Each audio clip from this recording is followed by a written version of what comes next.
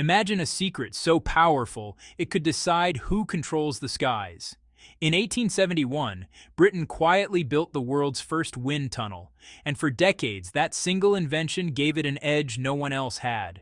Think of it like owning the only crash test lab for every airplane in the world. If you're the only one who knows how things break and why, you get to write the rule book. Today, only a handful of countries truly dominate the world of wind tunnels. The United States, Russia, and China have invested billions to build massive facilities capable of simulating everything from gentle breezes to hypersonic shockwaves. These tunnels aren't just research labs. They're national assets, guarded almost like military bases. China, for example, has built one of the most powerful hypersonic wind tunnels on Earth. It can simulate speeds more than 30 times the speed of sound. That gives Chinese engineers the ability to test futuristic weapons and spacecraft in ways most countries can't even attempt. Meanwhile, the United States has relied on a network of tunnels run by NASA, the Air Force, and private companies to stay ahead in aerospace innovation. Russia, despite economic challenges, still operates some of the largest tunnels built during the Soviet era, designed for testing missiles and advanced aircraft.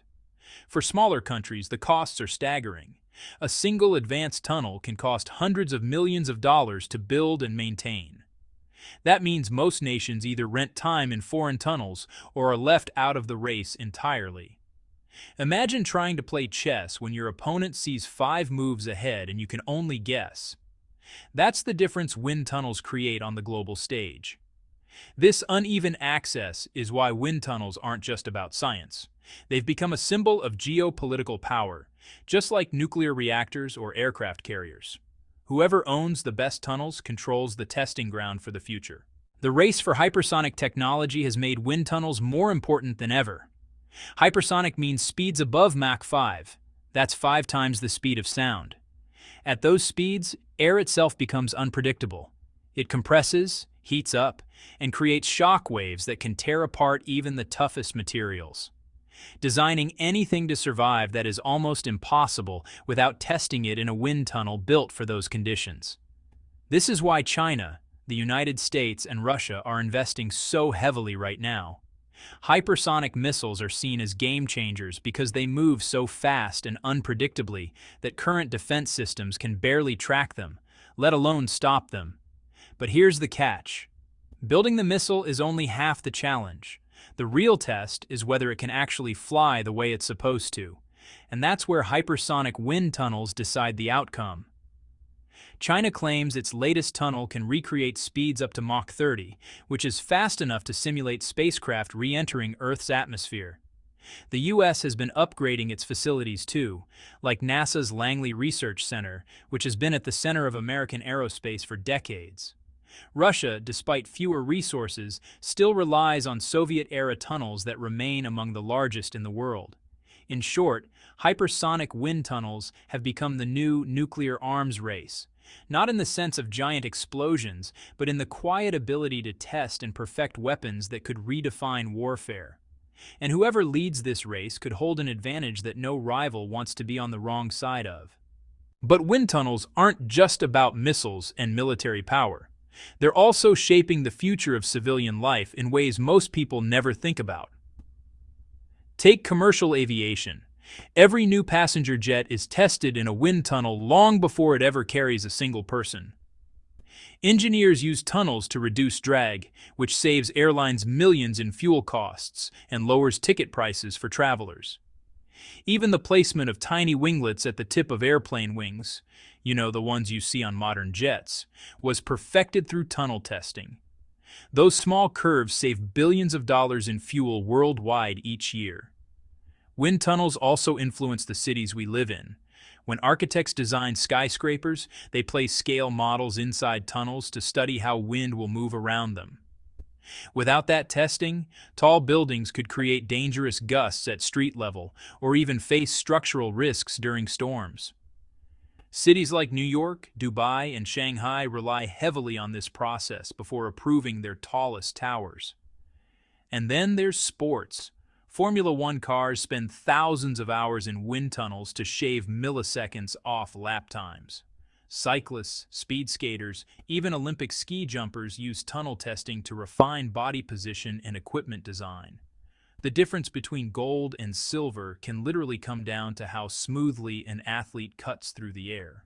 So while the headlines focus on weapons and defense, wind tunnels are quietly improving the planes we fly on, the buildings we walk past, and even the sports we watch. In short, they touch far more of our daily lives than most people realize. Still, for all their importance, wind tunnels face a major challenge: computer simulations. Over the past few decades, advances in supercomputers and artificial intelligence have made it possible to simulate airflow digitally. These programs, known as CFD, computational fluid dynamics, can model how air moves around a design without ever stepping into a tunnel. At first glance, this looks like the end of wind tunnels. Why spend hundreds of millions on a giant machine when you can run tests on a computer? But here's the truth. Simulations and tunnels are not rivals. They're partners. Computers are powerful, but they're only as accurate as the data they're based on. And the best way to get that data is still from real wind tunnel experiments. Think of it like video games versus real sports. A simulator can teach you the rules, the physics, even the strategy. But if you want to know how it feels to actually race a car or fly a plane, you still need the real-world track. Wind tunnels provide that reality check.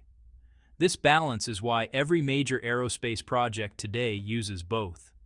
Simulations allow engineers to test thousands of virtual designs quickly. Then the most promising ones are taken to the tunnel, where real air pressure and turbulence reveal flaws no computer can perfectly predict. Together, they make development faster, safer, and more precise. So rather than disappearing, wind tunnels are evolving into part of a hybrid system, one where digital models and physical testing work hand in hand to push technology further than ever before. There's another side to wind tunnels that rarely makes headlines: secrecy.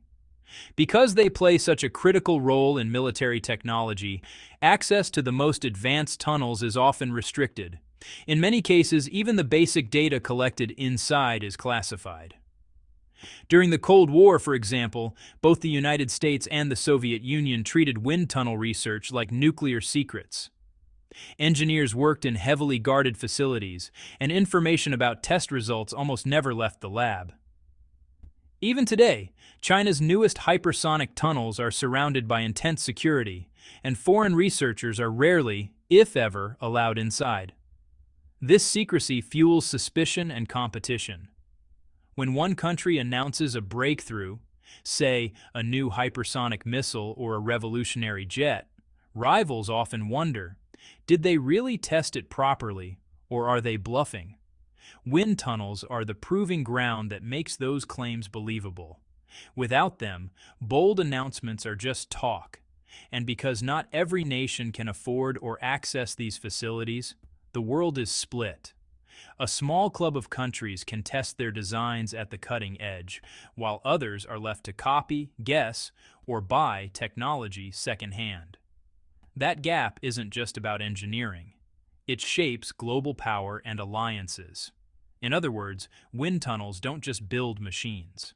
They build trust, credibility, and fear on the international stage. When a government says, "We've tested this weapon and it works," the presence of a wind tunnel is what makes the world take that claim seriously. Looking ahead, wind tunnels are entering a new era, one focused not just on warplanes and missiles, but on solving global challenges. Take climate change. Engineers are now using tunnels to design more efficient wind turbines, which can generate clean energy with less waste. By studying how air flows over blades, they can squeeze out extra power from every gust of wind. That means cheaper renewable energy for millions of people. Space exploration is another frontier. Before a spacecraft blasts off or re-enters Earth's atmosphere, models are tested in tunnels that simulate extreme speeds and temperatures. NASA, SpaceX, and China's space program all rely on these facilities to avoid catastrophic failures. Without wind tunnels, even the boldest missions to Mars or the Moon would be flying blind. And then there's urban design. As cities grow, tunnels help test solutions for pollution and ventilation. For example, researchers can simulate how smog or clean air will move through a city's streets, guiding decisions that make urban life healthier and safer. So, while wind tunnels were born in an age of empires and wars, their future could be about something bigger, making flight greener, energy cleaner, and space exploration more reliable.